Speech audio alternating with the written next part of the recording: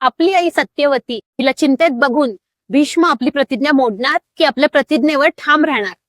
आतापर्यंत आपण पाहिलं, राणी सत्यवती ही रात्रंदिवस चिंतेत आहे आणि ती झोपत नाहीये. आणि चिंतेचं कारण काय आहे तर हस्तिनापूरच्या गादीला वारस नाहीये. त्यासाठी ती भीष्माला अनेक वेळा विनंती करते आणि त्याला विनंती करून सांगते की हस्तिनापूरच्या गादीला वारस देणारा आता एकमेव तू उरला आहेस, तर तू कोणत्या तरी स्त्रीला स्वीकार आणि हस्तिनापूरच्या गादीला वारस दे. पण भीष्माची जी प्रतिज्ञा आहे त्यावरून तो ढळत नाही आणि आपली प्रतिज्ञा सोडायला भीष्म तयार नाही. यामुळे राणी सत्यवती ही चिंतेत आहे. तिची चिंता भीष्माला समजते. भीष्म आपल्या मातेकडे येतो आणि तिला म्हणतो, माते, मला तुझी चिंता कळतीये, तुझी काळजी मला कळतीये आणि यासाठी माझ्याकडे एक उपाय आहे. राणी सत्यवती आनंदित होते. तिला असं वाटतं की भीष्म आता गादीला वारस देण्यासाठी तयार झाला की काय, पण असं नाहीये. भीष्म सांगतो, आपल्या धर्मामध्ये नियोगाचा एक मार्ग आहे जो कोणत्याही गादीला वारस निर्माण करून देऊ शकतो. तर या नियोग या मार्गाचा तू स्वीकार कर आणि आपल्या गादीला वारस मिळवून देण्याचा विचार कर. राणी थोडीशी दुःखी होते, पण तरी सुद्धा हा एकमेव मार्ग उरला आहे या कारणाने ती यावर विचार करू लागते. मग तिला आठवण होते, तिला आणि पराशर नावांचे जे थोर मुनी होते, ऋषी होते, त्यांना एक पुत्र असतो आणि त्याचं नाव असतं व्यास. पराशर नावाचे जे थोर ऋषी होते त्यांच्यापासून सत्यवतीला ज्या मुलाची प्राप्ती झाली त्यांचं नाव आहे व्यास. ती ही गोष्ट भीष्मांना सांगते. भीष्म म्हणतात की काही हरकत नाही. त्यानंतर सत्यवती व्यासांना बोलावते. व्यास आपल्या मातेची आज्ञा आल्या आल्या लगेचच तिला भेटायला येतात. सत्यवती त्यांच्या समोर हा पेचप्रसंग सांगते आणि तिची पूर्ण दुःखद कहाणी सांगते. यावर व्यास तिला म्हणतात, माते, तू मला जन्म दिलायस, त्यामुळे तू जे म्हणशील ती गोष्ट मी करायला तयार आहे. यानुसार ते हस्तिनापूरच्या गादीला वारस द्यायला तयार. ही जी पद्धत आहे याला नियोग असं म्हणतात. ज्यावेळी कुठल्याही राज्याचा वारस देणारा राजा किंवा सम्राट हा निधन पावतो, त्या गादीला वारस मिळण्यासाठी नियोग पद्धतीचा अवलंब केला जातो. मी हस्तिनापूरच्या गादीला वारस द्यायला तयार आहे हे आश्वासन व्यास आपल्या मातेला म्हणजे सत्यवतीला देतात. सत्यवती आपल्या दोन्ही राण्यांकडे येते. एकीचं नाव असतं अंबिका, दुसरीचं अंबालिका.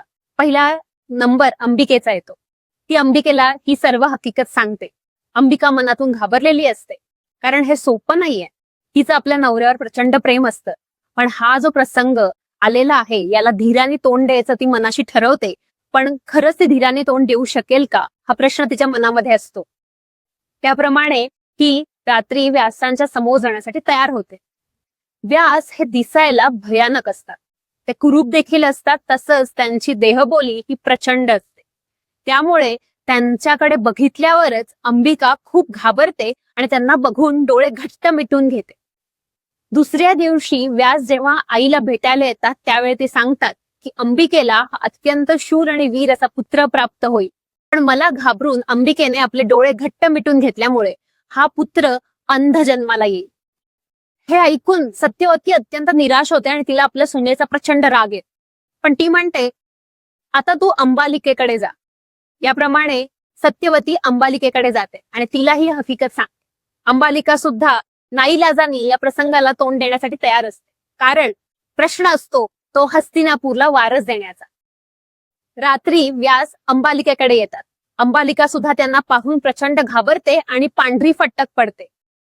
त्यानुसार सकाळी व्यास आपल्या मातेकडे म्हणजे सत्यवतीकडे येतात आणि तिला सांगतात की यावेळी सुद्धा तुला अत्यंत प्रामाणिक, शूरवीर आणि प्रजेवर प्रेम करणारा असा नातू म्हणजेच अंबालिकेला पुत्र प्राप्त होईल, परंतु तो पांढरा फटक असेल, कारण मला घाबरून अंबालिका ही पांढरी फटक पडली. ह्या दोन्ही घटना ऐकून सत्यवतीची घोर निराशा होते. ती व्यासांना पुन्हा एकदा विनंती करते की आता अंबिकेला जेव्हा पुत्र होईल त्यानंतर तू तिला पुन्हा एकदा पुत्र होण्यासाठी जवळ कर. हे ऐकून व्यास आपल्या मातेचा शब्द न ओलांडता या गोष्टीसाठी सुद्धा तयार होतात. अंबिकेला पुत्र प्राप्त होतो आणि ज्याप्रमाणे व्यासांनी भाकीत केलेलं असतं तसाच तो पुत्र अंध असतो. यानंतर पुन्हा एकदा व्यास अंबिकेकडे जातात. यावेळी मात्र अंबिका घाबरून आपल्या दासीला व्यासांकडे पाठवते. अंधारामध्ये व्यास तिला ओळखू शकत नाही आणि दुसऱ्या दिवशी सकाळी मात्र त्यांना हे कळतं की इथं अंबिका नसून तिची दासी आहे.